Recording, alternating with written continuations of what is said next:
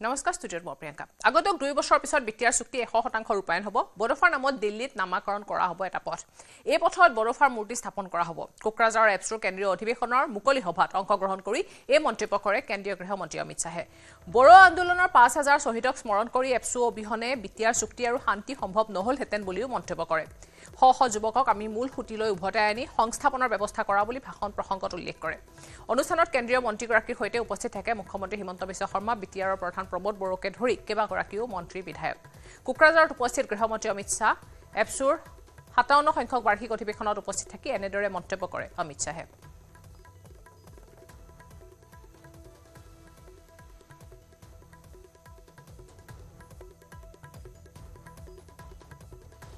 কেন্দ্ৰীয় গৃহমন্ত্ৰীগৰাকীক বড়োফা পথাৰত উষ্ম আদৰণি জনাই এপছৰ নেতৃত্বই বিটিআৰৰ ডোটমাৰ বড়োফা পথাৰত অনুষ্ঠিত হৈ থকা 57 সংখ্যক কেন্দ্ৰীয় অধিৱেশনৰ চতুৰ্থ তথা অন্তিম দিনৰ মুকলি সভাত মুখ্য অতিথি হিচাপে উপস্থিত থাকি এনেদৰে ভাষণ প্ৰসংগত উল্লেখ কৰে কেন্দ্ৰীয় গৃহমন্ত্ৰীগৰাকীয়ে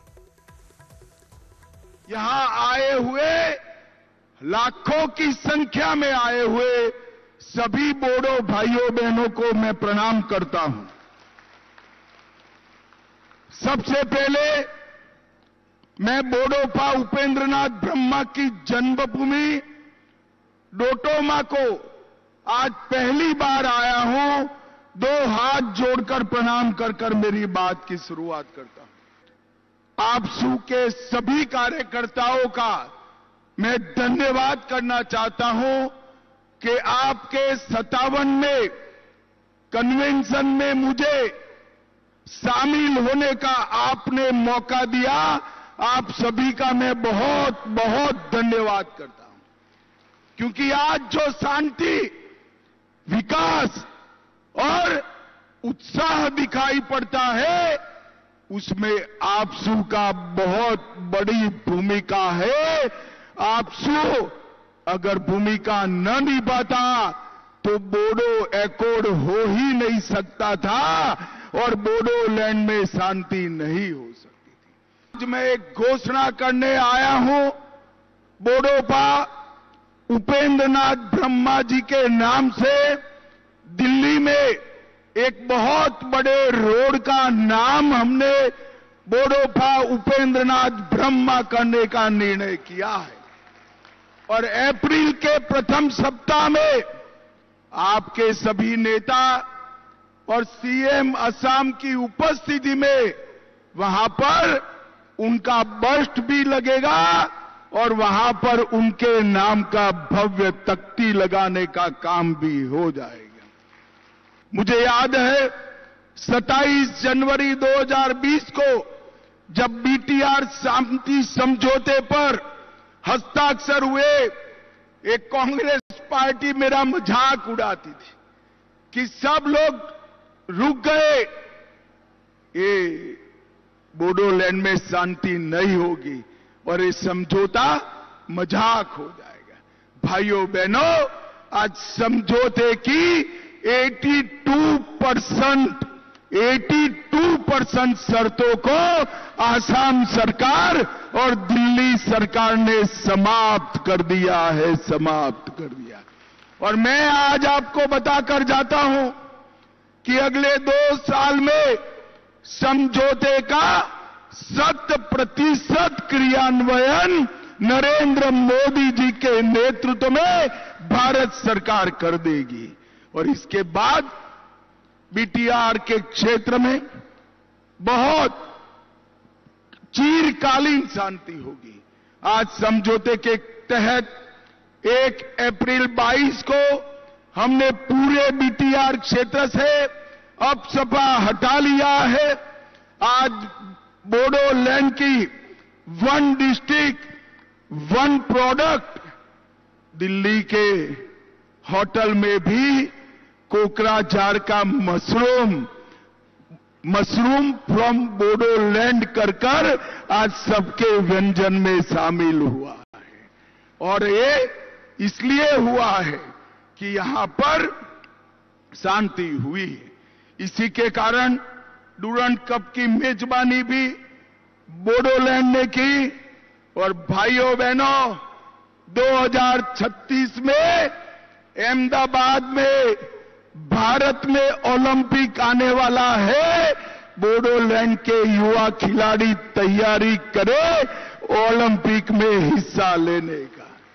भाइयों बहनों, आपके 1 दर्जन से ज्यादा उत्पादन जीआई टैग हो चुके हैं और आज इसके कारण धीरे धीरे पूरे बीटीआर क्षेत्र में औद्योगिक वातावरण बन रहा है। एक जमाना था उन्माद, उत्पात और अलगाववाद की बात होती थी। आज शिक्षा, विकास और इंडस्ट्री की बात होती है। এপছৰ অধিৱেশনত অংশগ্ৰহণ কৰি বিটিআৰৰ সৰ্বত্ৰ প্ৰকাৰে উন্নয়ন সাধন হৈছে বুলি মন্তব্য কৰে মুখ্যমন্ত্ৰী ডক্টৰ হিমন্ত বিশ্ব শৰ্মাই। যে আমাৰ বডোফা উপেন্দ্ৰনাথ ব্ৰহ্মৰ সপোনক আজি আমি বাস্তৱত ৰূপায়ণ কৰিবলৈ সক্ষম হৈছো। কোকৰাঝাৰত আমাৰ নিখিল বড়ো ছাত্ৰ সন্থাৰ শান্তি চুক্তিৰ প্ৰাক মুহূৰ্তত বড়োলেণ্ড ইউনিভাৰ্চিটিয়ে আত্মপ্ৰকাশ কৰিলেও পূৰ্ণাংগ ৰূপ লোৱা নাছিল। আজি কোকৰাঝাৰত বড়োলেণ্ড ইউনিভাৰ্চিটিও হৈছে আৰু অহা 15 এপ্ৰিলৰ আগতে আমি কোকৰাঝাৰ বিশ্ববিদ্যালয়কো পূৰ্ণাংগ ৰূপ দিবলৈ গৈ আছো, যিয়ে বড়ো সমাজলৈ এক নতুন বৌদ্ধিক গতি নমাই আনিব। শ্ৰদ্ধাৰ ৰাইজ, ইয়াৰ লগতে আমি সংকল্প লৈছো যে আমি ওদালগুৰিতো বড়োলেণ্ড ইউনিভাৰ্চিটিৰ এটা নতুন কেম্পাছ নিৰ্মাণ কৰিম আৰু অহা 3 বছৰৰ ভিতৰত ওদালগুৰিত এখন নতুন মেডিকেল কলেজ নিৰ্মাণৰ কামো আমি হাতত ল'ম। শ্ৰদ্ধাৰ ৰাইজ, ইয়াৰ উপৰিও প্ৰধানমন্ত্ৰী নৰেন্দ্ৰ মোদী ডাঙৰীয়াৰ নেতৃত্বত গেলেফু আৰু কোকৰাঝাৰৰ মাজত যি নতুন ৰেল লাইনৰ প্ৰস্তাৱ কৰা হৈছে, এই নতুন ৰেল লাইনটোৱে সমগ্ৰ বড়োলেণ্ডৰ আৰ্থ সামাজিক পৰিৱেশৰো সম্পূৰ্ণ পৰিৱৰ্তন কৰিব। গুৱাহাটীত আহি ইতিমধ্যে উপস্থিত হৈছে কেন্দ্ৰীয় গৃহমন্ত্ৰী অমিত শ্বাহ। কোকৰাঝাৰৰ পৰা গুৱাহাটীত উপস্থিত হৈছে কেন্দ্ৰীয় গৃহমন্ত্ৰীগৰাকী আৰু কিছু সময় পিছতে খন্তেক পিছতে 8 ৰাজ্যৰ মুখ্যমন্ত্ৰীসকলৰ সৈতে এক বৈঠকত বহিব কেন্দ্ৰীয় গৃহমন্ত্ৰী অমিত শ্বাহে। ইতিমধ্যে গুৱাহাটীত আহি উপস্থিত হৈছে। কোকৰাঝাৰৰ পৰা গুৱাহাটীলৈ ৰাওনা হৈছিল। ইতিমধ্যে গুৱাহাটীত আহি উপস্থিত হৈছে কেন্দ্ৰীয় গৃহমন্ত্ৰী অমিত শ্বাহ আৰু কিছু সময় পিছতে 8 ৰাজ্যৰ মুখ্যমন্ত্ৰীসকলৰ সৈতে বৈঠকত বহিব অমিত শ্বাহ। হোটেল ৰেডিসন ব্লুত উত্তৰ পূবৰ 8 ৰাজ্যৰ মুখ্যমন্ত্ৰীয়ে কেন্দ্ৰীয় গৃহমন্ত্ৰী অমিত শ্বাহৰ গুৰুত্বপূৰ্ণ বৈঠক অনুষ্ঠিত হ'ব। উত্তৰ পূবৰ উন্নয়নকে ধৰি ভাৰতীয় ন্যায় সংহিতাৰ প্ৰয়োগ সন্দৰ্ভতো পৰ্যালোচনা কৰা হ'ব এই বৈঠকত। বৈঠকত অংশগ্ৰহণৰ বাবে ইতিমধ্যে গুৱাহাটীত আহি উপস্থিত হৈছে চুবুৰীয়া ৰাজ্যৰ মুখ্যমন্ত্ৰীসকল। কেন্দ্ৰীয় গৃহমন্ত্ৰীৰ বৈঠকৰ বাবে ৰেডিসন ব্লুৰ চৌহদত কটকটীয়া নিৰাপত্তা ব্যৱস্থা গঢ়ি তোলা হৈছে। কোকৰাঝাৰৰ এপছৰ বাৰ্ষিক অধিৱেশনত অংশগ্ৰহণ কৰাৰ পিছতে গুৱাহাটীলৈ আহি বৈঠকত অংশগ্ৰহণ কৰিব অমিত শ্বাহে আৰু কিছু সময় পিছতে অনুষ্ঠিত হ'ব এই বৈঠকত অংশগ্ৰহণৰ বাবে গুৱাহাটীত ইতিমধ্যে উপস্থিত হৈছে মিজোৰামৰ মুখ্যমন্ত্ৰী লাল দুমহা, মেঘালয়ৰ মুখ্যমন্ত্ৰী কনৰাড চাংমা, অৰুণাচল প্ৰদেশৰ মুখ্যমন্ত্ৰী পেমা খাণ্ডু, নাগালেণ্ডৰ মুখ্যমন্ত্ৰী নেফিউ ৰিঅ, ত্ৰিপুৰাৰ মুখ্যমন্ত্ৰী মানিক সাহা, ছিকিমৰ মুখ্যমন্ত্ৰী প্ৰেম সিং তামাং।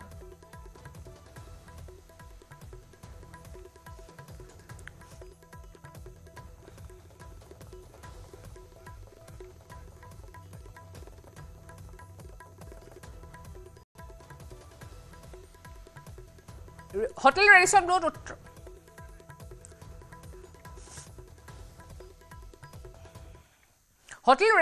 উত্তৰ পূবৰ 8 ৰাজ্যৰ মুখ্যমন্ত্ৰীসকলৰ সৈতে কেন্দ্ৰীয় গৃহমন্ত্ৰী অমিত শ্বাহৰ গুৰুত্বপূৰ্ণ বৈঠক। উত্তৰ পূবৰ উন্নয়নকে ধৰি ভাৰতীয় ন্যায় সংহিতাৰ প্ৰয়োগ সন্দৰ্ভত পৰ্যালোচনা কৰিব কেন্দ্ৰীয় গৃহমন্ত্ৰী অমিত শ্বাহে। বৈঠকত অংশগ্ৰহণৰ বাবে ইতিমধ্যে গুৱাহাটীত আহি উপস্থিত হৈছে চুবুৰীয়া ৰাজ্যৰ মুখ্যমন্ত্ৰীসকল। কেন্দ্ৰীয় গৃহমন্ত্ৰী বৈঠকৰ বাবে ৰেডিসন ব্লুৰ চৌহদত কটকটীয়া নিৰাপত্তা ব্যৱস্থা গঢ়ি তোলা হৈছে। কোকৰাঝাৰৰ এপছৰ বাৰ্ষিক অধিৱেশনত অংশগ্ৰহণৰ পিছতে গুৱাহাটীলৈ আহি বৈঠকত অংশগ্ৰহণ কৰিব অমিত শ্বাহে। বৈঠকত অংশগ্ৰহণৰ বাবে ইতিমধ্যে গুৱাহাটীত উপস্থিত হৈছে মিজোৰামৰ মুখ্যমন্ত্ৰী লাল দুমহা, মেঘালয়ৰ মুখ্যমন্ত্ৰী কনৰাড চাংমা, অৰুণাচল প্ৰদেশৰ মুখ্যমন্ত্ৰী পেমা খাণ্ডু, নাগালেণ্ডৰ মুখ্যমন্ত্ৰী নেফিউ ৰিঅ, ত্ৰিপুৰাৰ মুখ্যমন্ত্ৰী মানিক সাহা, ছিকিমৰ মুখ্যমন্ত্ৰী প্ৰেম সিং তামাং।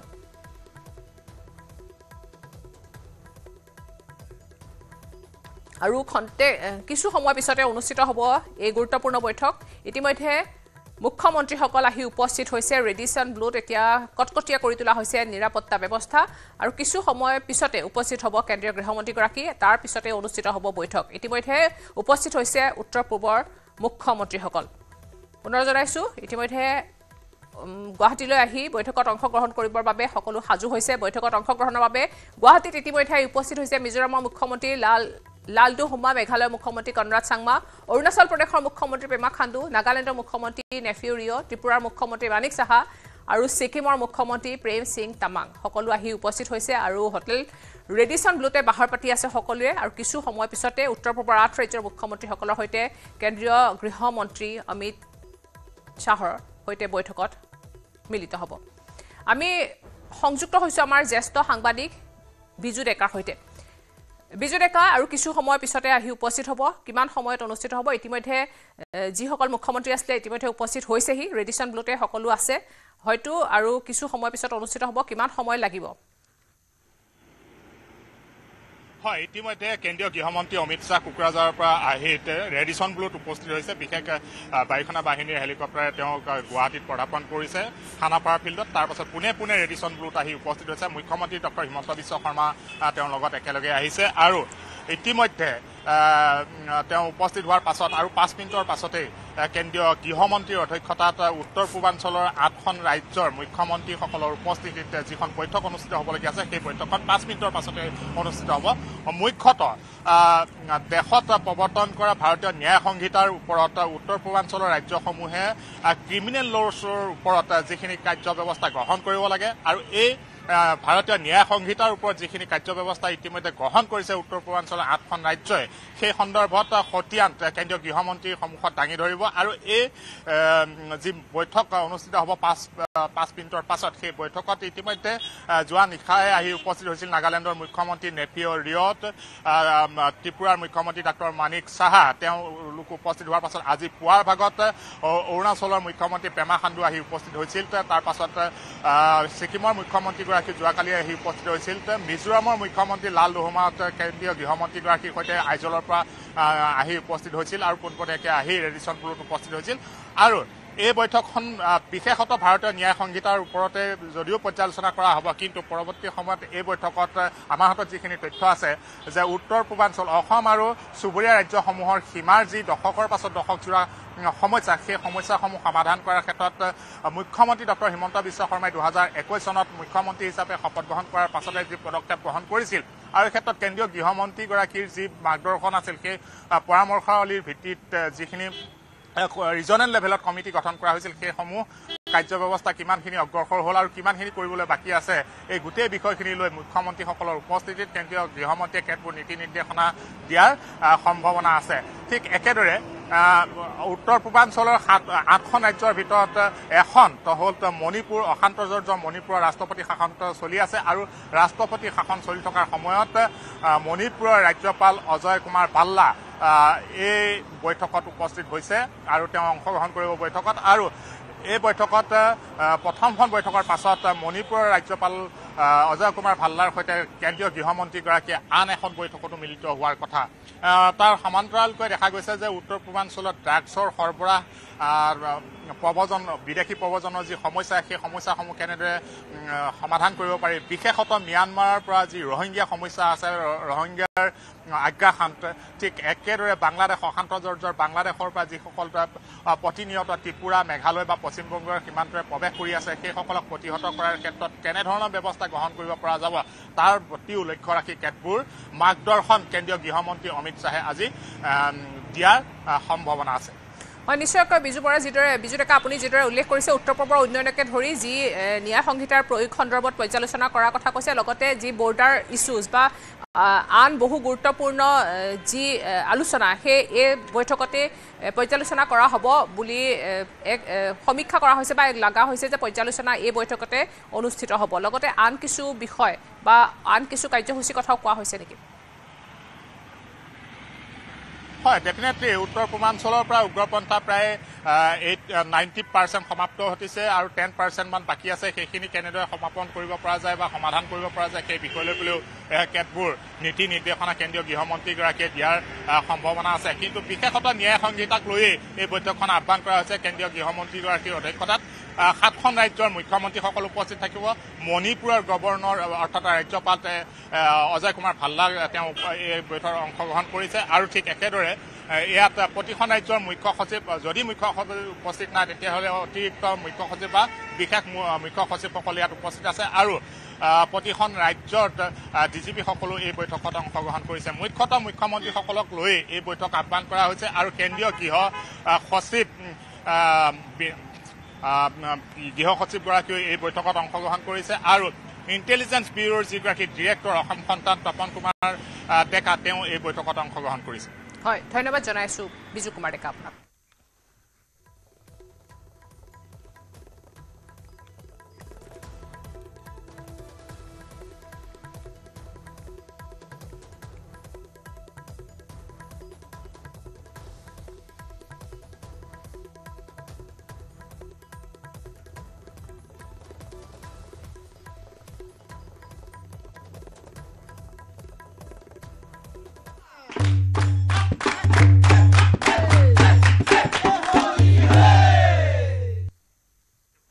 বৰপেটা সত্ৰৰ দৌল উৎসৱৰ আজি চতুৰ্থ তথা অন্তিম দিন উপলক্ষে বৰপেটাবাসীয়ে আজি পালন কৰিলে হুঁৱেৰী।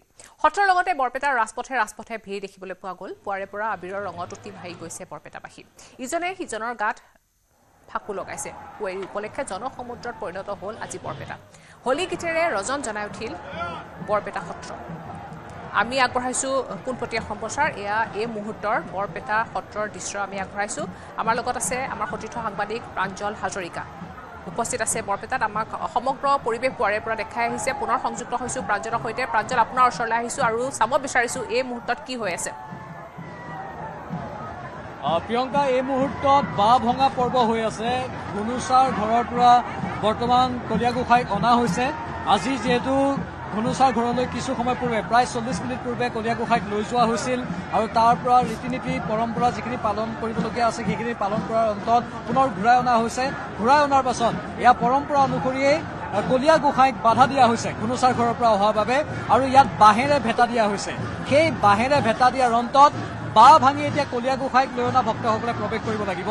এয়া অলপ কঠিন সময়, কাৰণ এইখিনি সময়ত অলপ খেল ধেমালি হয়, টনা আজোৰা হয়। আপোনালোকে হয়তো টিভিৰ স্ক্ৰীণত দেখিছে কেনেধৰণৰ টনা আজোৰা হৈ আছে। এনেধৰণেই ঠেলা ঠেলি হৈছে, এটা হেঁচা প্ৰয়োগ কৰিবলৈ চেষ্টা কৰিছে, শক্তি প্ৰদৰ্শনৰো চেষ্টা কৰা হৈছে। দুয়োটা পক্ষ, এফালে লক্ষী পক্ষ আনফালে কলীয়া গোসাঁইৰ পক্ষ, দুয়োটা পক্ষই হেঁচা দিছে আৰু এনেধৰণে ধনুচাৰ ঘৰৰ পৰা অহাৰ পাছত কলীয়া গোসাঁইক কিছু সময়ৰ বাবে ইয়াত ৰখাই দিয়া হৈছে। তাৰ পাছত কলীয়া গোসাঁই এই বাঁহ ভাঙি যেতিয়া ভিতৰলৈ যাব বৰপেটা সত্ৰৰ চৌহদৰ, তাৰ পাছতেই 7 পাক প্ৰদক্ষিণ কৰিব গোটেই বৰপেটা সত্ৰখন। 7 পাক প্ৰদক্ষিণ কৰাৰ অন্তত কলীয়া গোসাঁইক পুনৰ কীৰ্তন ঘৰত প্ৰৱেশ কৰোৱা হ'ব, অৰ্থাৎ সত্ৰৰ ভিতৰত প্ৰৱেশ কৰোৱা হ'ব আৰু তাৰ পাছতে আজিৰ এই হোলীৰ উৎসৱৰ অন্ত পৰিব। মানে এইকেইদিন 3-4 দিন যি হোলীৰ উৎসৱৰ আয়োজন কৰা হৈ আছে সেয়া আজিৰ হুঁৱেৰীৰ জৰিয়তে অন্ত পৰিব। আৰু কি আছে, এই পৰম্পৰা কিমান সময় এনেধৰণে চলি থাকিব? নিশ্চয়কৈ এতিয়া কলীয়া গোসাঁই আৰু দৌল গোবিন্দ ইতিমধ্যে যি বৰপেটা সত্ৰৰ মূল কীৰ্তনঘৰৰ দালানৰ সন্মুখ আহি পাইছে আৰু এই মুহূৰ্তত বাঁহ ভঙা কাৰ্য সমাপ্ত হ'ল। 4ডাল কৰি যি বাঁহ থাকে সেই বাঁহ ভাঙিবলৈ সক্ষম হৈছে আৰু শ্ৰীকৃষ্ণ পক্ষই যি বাঁহ আচলতে হেঙাৰ দিয়া হয়, লক্ষী পক্ষৰ পৰা শ্ৰীকৃষ্ণৰ বাধা দিয়া হয়, কাৰণ শ্ৰীকৃষ্ণ গৈছিল ধনুচা গৃহলৈ। ধনুচা গৃহৰ যোৱাৰ বাবে শ্ৰীকৃষ্ণক লক্ষীয়ে নিজ গৃহত সোমাবলৈ বাধা দিয়াৰ কাৰণে লক্ষী পক্ষই বাধা দিয়ে আৰু হেঙাৰ বান্ধে, বাঁহেৰে হেঙাৰ বান্ধে আৰু এই হেঙাৰ বান্ধা পৰ্বটোকে আমি বাঁহ ভঙা পৰ্ব বুলি কোৱা হয়। এয়া বাঁহ ভাঙিছে, ইতিমধ্যে বাঁহ ভাঙিল আৰু বাঁহ ভঙা দৃশ্য আমি দেখুৱাই আছোঁ। বাঁহ ভঙাৰ পিছতেই গোসাঁই সত্ৰত সোমাব, কাৰণ শ্ৰীকৃষ্ণ পক্ষ জিকা বুলি কোৱা হয় আৰু শ্ৰীকৃষ্ণ পক্ষ সক্ষম হ'ব যে লক্ষীৰ যি হেঙাৰ বান্ধিছিল সেই হেঙাৰ ভাঙিবলৈ সক্ষম হৈ শ্ৰীকৃষ্ণ গোসাঁই কীৰ্তনঘৰৰ মূল কীৰ্তনঘৰত সোমাব। কীৰ্তনঘৰত সোমোৱাৰ লগে লগে কীৰ্তনঘৰত যি যি কীৰ্তন ঘৰ মূল কীৰ্তন ঘৰৰ চাৰিওকাষে 7 পাককৈ ঘূৰিব। এনেধৰণে লোকে লোকাৰণ্য হৈছে আধ্যাত্মিক পৰিৱেশে এটা পৰিৱেশৰ সৃষ্টি হৈছে আৰু কৃষ্ণ ভক্তি যি কৃষ্ণ প্ৰেমক সকলো মতলীয়া হৈ পৰিছে, সকলোৱে আনন্দত মতলীয়া হৈ পৰিছে আৰু সকলোৱে আনন্দ কৰি এই যি শ্ৰীকৃষ্ণ কলীয়া গোসাঁই আৰু গৌৰ গোবিন্দ সত্ৰৰ চাৰিওফালে 7 পাক ঘূৰিব।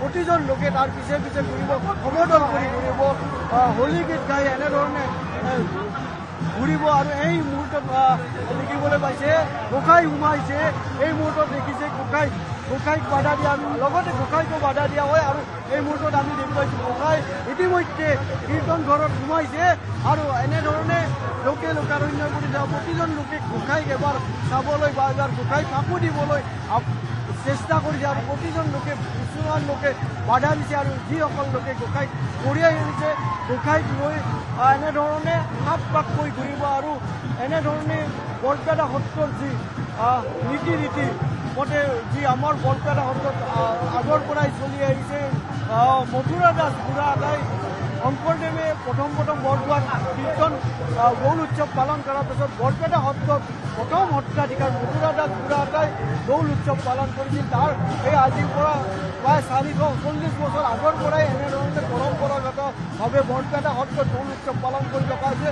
আৰু এই মুহূৰ্তত গোসাঁই কীৰ্তন ঘৰৰ ভিতৰত সোমাইছে, যদিও ঘূৰিবলৈ সক্ষম হোৱা নাই। ৰাইজে ইয়াতে বাধা দিছে, লক্ষী পক্ষই বাধা দি আছে, এতিয়াও বাধা প্ৰদান কৰি আছে। কৃষ্ণ পক্ষক আৰু কৃষ্ণ পক্ষ আৰু লক্ষী পক্ষৰ মাজত যি বাধা নেওচি 7 পাককৈ বৰপেটা সত্ৰৰ চাৰিওকাষে ঘূৰিব। আৰু এনেধৰণে প্ৰতিজন লোকে ইয়াত সেৱা জনাব, গোসাঁইক সেৱা জনাব। আৰু এই যি গোসাঁই 7 পাক ঘূৰাৰ পাছতে ভকৰ চোতালত প্ৰথমতে গোসাঁইক ৰাখিব, তাত নাম কীৰ্তন কৰা হ'ব, গায়ন বায়নে তাত প্ৰসংগ কৰিব, প্ৰসংগ কৰি তাতো এটা অনুষ্ঠান হ'ব, য'ত লক্ষী পক্ষ আৰু শ্ৰীকৃষ্ণ পক্ষ দুই পক্ষৰ দুজন ভকত ভকতে বাক বিতণ্ডা কৰিব। আৰু লক্ষী পক্ষই যুক্তি দৰ্শাব আৰু শ্ৰীকৃষ্ণ পক্ষৰ যুক্তি দৰ্শাব, তেওঁ ঘুনুচা গৃহলৈ কিয় গৈছিল বা কি কাৰণে গৈছিল, এনেধৰণে যুক্তি প্ৰদৰ্শন কৰিব।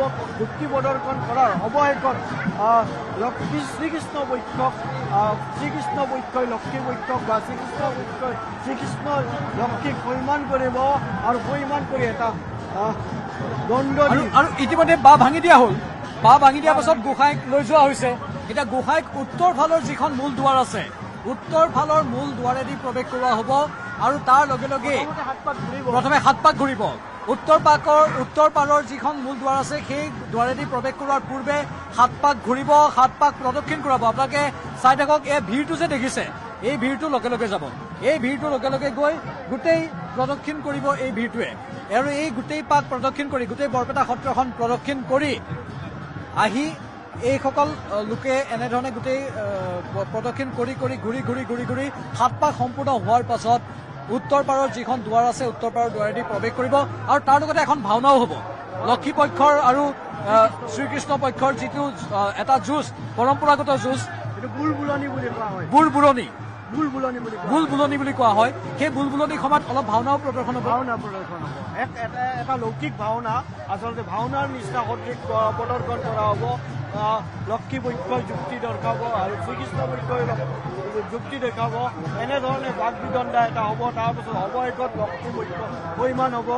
আৰু এইটো প্ৰতীকী হিচাপে আজিও আছে, কাৰণ সদায় যি আমাৰ যি ঘনীয়েকসকলে সদায় অলপ পইচা পালে সন্তুষ্ট হয়, ঠিক তেনেদৰে লক্ষীও শ্ৰীকৃষ্ণই এটা দণ্ড দিব, সেই দণ্ডটো পৰিমাণ হ'ব। এই লৌকিক পৰম্পৰাটো আজিও আছে আৰু এনেধৰণে চলি আছে। আজি আমিও দেখিবলৈ যাওঁ যে লক্ষী পক্ষ বা আমাৰ যি সকলো ঘনীয়েক আছে, তেওঁলোকে টকা পইচা পায় তেতিয়া সন্তুষ্ট হৈ যায়। গতিকে ঠিক তেনেধৰণে শ্ৰীকৃষ্ণ পক্ষই এটা দণ্ড দিব, দণ্ড দি পৰিমাণ কৰিব লক্ষীক। আৰু এনেধৰণে যি এক দৃশ্য, আচলতে এনেকুৱা দৃশ্য হয়তো সমগ্ৰ ভাৰতবৰ্ষত দেখিবলৈ পোৱা নাযায়। সঁচাকৈ এনেকুৱা দৃশ্য অতি দুৰ্লভ বুলি ক'ব পাৰোঁ আমি। আৰু এনেধৰণে সাধাৰণতে উৰিষ্যাৰ পুৰীত জগন্নাথ প্ৰভুৰ যিটো যাত্ৰা, তাৰ সৈতে আমি ইয়াক ৰিজাব পাৰোঁ, নিশ্চয় দ্বিতীয় বৈকুণ্ঠপুৰী হিচাপে আমি ইয়াক অভিহিত কৰিব পাৰোঁ। মানে অভাৱনীয় ভিৰ, সাধাৰণতে ইমান ভিৰ খুব কম দেখিবলৈ পোৱা যায়। তাকো হোলী উৎসৱত আচলতে যি আমাৰ জগন্নাথ মন্দিৰত জগন্নাথৰ যি ৰথ যাত্ৰা প্ৰায় একেই আমি যিখিনি শুনিব পাৰিছোঁ যে জগন্নাথ মন্দিৰত যিটো ৰথ যাত্ৰা হয় তাতো শ্ৰীকৃষ্ণ যায় আৰু শ্ৰীকৃষ্ণ ঘূৰি আহি জগন্নাথ মন্দিৰত সোমাই তেনেধৰণে বাক বিদণ্ডা হয় তাতো দণ্ড দিয়া প্ৰথা আছে ঠিক একেধৰণে বৰপেটা সত্ৰতো একেধৰণে তেনেধৰণে পালন কৰা হয় আচলতে যি আমাৰ মহাপুৰুষ শ্ৰীমন্ত শংকৰদেৱে কীৰ্তন ঘোষাত লিখি গৈছিল এই বিষয়ে যে সেই কীৰ্তন ঘোষাত লিখা মতে উৰেখা কীৰ্তনত উল্লেখ আছে বৰপেটা সত্ৰত উৰেখা কীৰ্তন মতে দৌল যাত্ৰাটো পালন কৰা হয় উৰেখা কীৰ্তনত যেনেধৰণে লিখা আছে ঠিক তেনেধৰণে বৰপেটা সত্ৰত দৌল যাত্ৰা পালন কৰা হয় আৰু কুঁৱেৰীটোৰ আচলতে ধুনুচা কীৰ্তন এইখন এখন ধুনুচা কীৰ্তনত যেনেধৰণে লিখা আছে কুঁৱেৰীটো ঠিক তেনেধৰণে ধুনুচা কীৰ্তন পালন কৰা হয় মানে আমি এটা কথা গম পাইছোঁ যে মহাপুৰুষ মাধৱদেৱে এখন প্ৰতিষ্ঠা কৰিছিল শংকৰদেৱে কীৰ্তন ঘোষাত যেনেধৰণে লিখি থৈ গৈছিল ঠিক তেনেধৰণৰ নীতি আৰু পৰম্পৰাৰে ইয়াত ফল্গোৎসৱ উদযাপন কৰি থকা হৈছে আজি বছৰ ধৰি মানে সেইটো হয়তো 1500 খ্ৰীষ্টাব্দৰে পৰা চলি আহিছে ধাৰাবাহিকভাৱে আৰু এই পৰম্পৰা আজিও অক্ষুণ্ণ আছে এই পৰম্পৰাৰ অলপো হিমবেহি হোৱা নাই একে অনুৰূপ ধৰণে পুৰণি কালত যেনেধৰণে কৰা হৈছিল ঠিক তেনেধৰণে কৰা হৈ আছে আগত পুৰণি কালত যেনেধৰণে কৰা হৈছিল প্ৰথম অৱস্থাত বৰদোৱাত শ্ৰীমন্ত শংকৰদেৱে দৌল উৎসৱ আৰম্ভ কৰিছিল আৰু তাৰপিছতে বৰপেটা সত্ৰত যি প্ৰথম সত্ৰাধিকাৰ মথুৰা দাস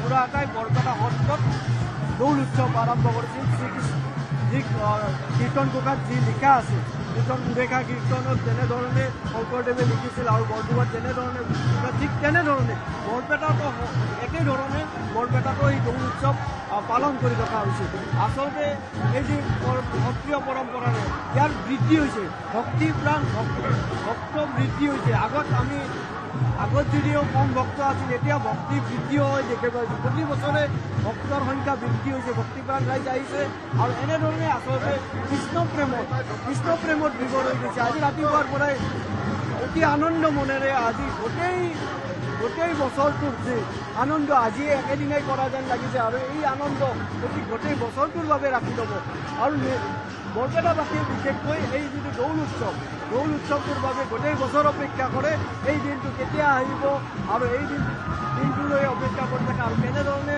মতলীয়া হৈ পৰিব কৃষ্ণ প্ৰেমৰ কথা ইয়াত কৃষ্ণৰ আৰু ইয়াৰ লগে লগে সময় হৈছে এতিয়া বাতৰিৰ পৰা বিদায় লোৱাৰ নমস্কাৰ